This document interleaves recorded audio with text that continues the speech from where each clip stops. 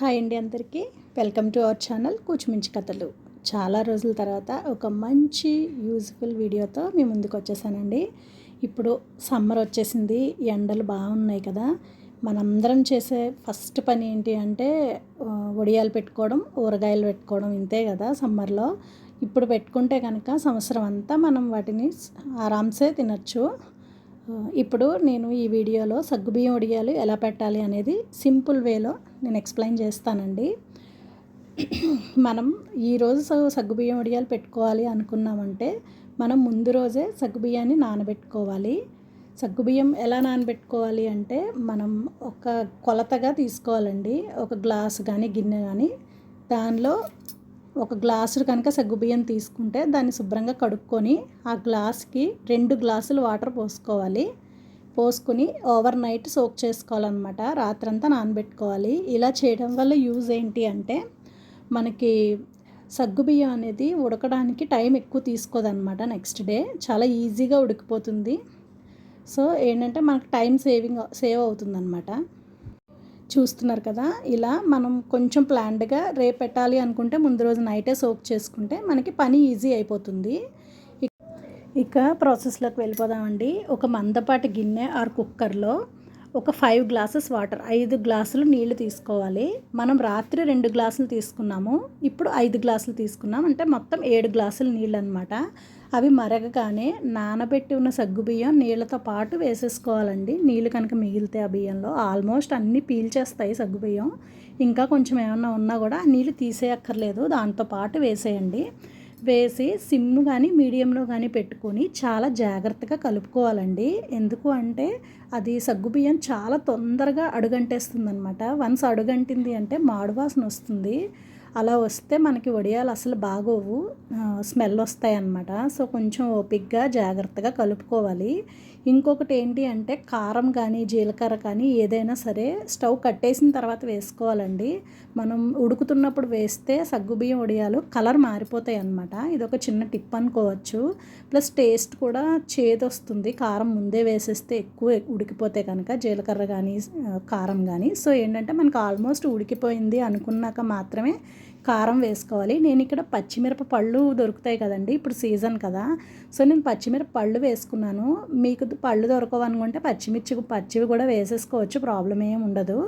కాకపోతే పళ్ళు దొరుకుతున్నాయి కదా సీజన్ అని చెప్పి నేను వేసుకున్నాను అనమాట. అవి కారం ఉప్పు అనేది మీ టేస్ట్, మీ ఇంట్లో తినే కారాన్ని బట్టి వేసుకోవచ్చండి. ఇప్పుడు నేను ఉప్పు వేసుకుంటున్నాను. ఉప్పు కూడా సగ్గుబియ్యం వడియాల్లో చాలా తక్కువ పడుతుందండి, కొంచెం చూసుకొని వేసుకోవాలి, లేదంటే చాలా ఉప్పగా అయిపోతాయి. ఎండిన తర్వాత ఉప్పు అనేది కనిపిస్తుంది, కారం కొంచెం తగ్గుతుంది.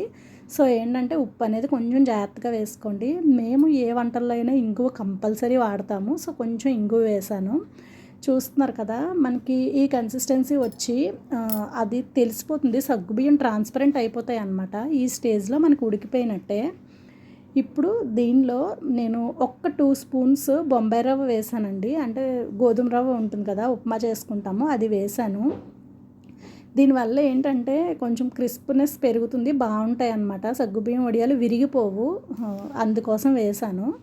ఇంకా ఆల్మోస్ట్ అయిపోయినట్టేనండి, ఉడికిపోయింది, దగ్గరికి వచ్చేసింది. ఇప్పుడు నేను దీన్ని కట్టేసిన తర్వాత దీంట్లో కారము జీలకర్ర వేసుకుంటానండి. ఇంకేం వేయవసరం లేదు. ఒకవేళ మీకు ఇష్టమైతే కనుక నువ్వులు కూడా వేసుకోవచ్చు ఈ స్టేజ్లో, బట్ నేను ఇప్పుడు ఏం వేయలేదు.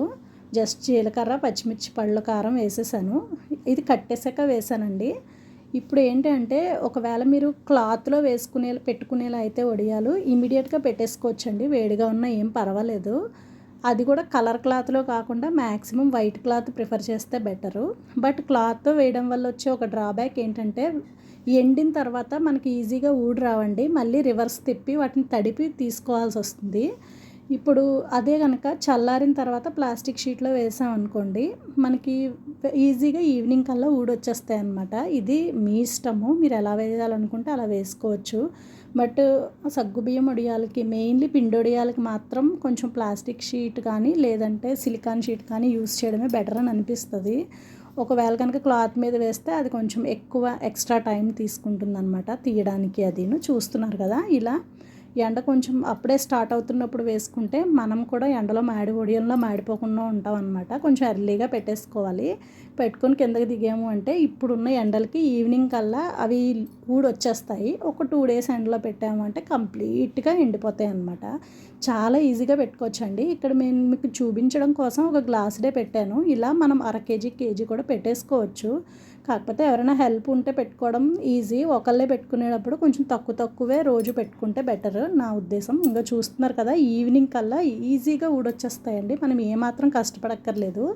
అదే కనుక క్లాత్ మీద పెట్టుకుంటే కనుక మనం క్లాత్ రివర్స్ తిప్పి కొంచెం తడుపుకోవాల్సి వస్తుంది. ఇది సెకండ్ డే కండి, మొత్తం ఎండిపోయాయి అనమాట. చాలా ఇంకా అసలు ఎక్కడ పచ్చి లేదు. ఎండాకాలం కదా, తొందరగానే ఎండుతాయి. ఇక చూస్తున్నారు కదా, కాకపోతే ఇవి చాలా తొందరగా మాడిపోతాయండి. ఓన్లీ సగ్గుబియ్యం కదా, కొంచెం సిమ్లో పెట్టి నూనె కాగగానే వెంటనే తీసుకుంటూ ఉండాలి. బట్ టేస్ట్ మాత్రం చాలా బాగున్నాయండి. చాలా క్రిస్పీగా వచ్చాయి. చాలా ఈజీగా చేసుకోవచ్చండి ఇంట్లో, కొంచెం శ్రద్ధ పెట్టి చేసుకుంటే. ఈ వీడియో మీకు నచ్చినట్టయితే లైక్ చేయండి, షేర్ చేయండి, సబ్స్క్రైబ్ చేసుకోవడం మర్చిపోకండి.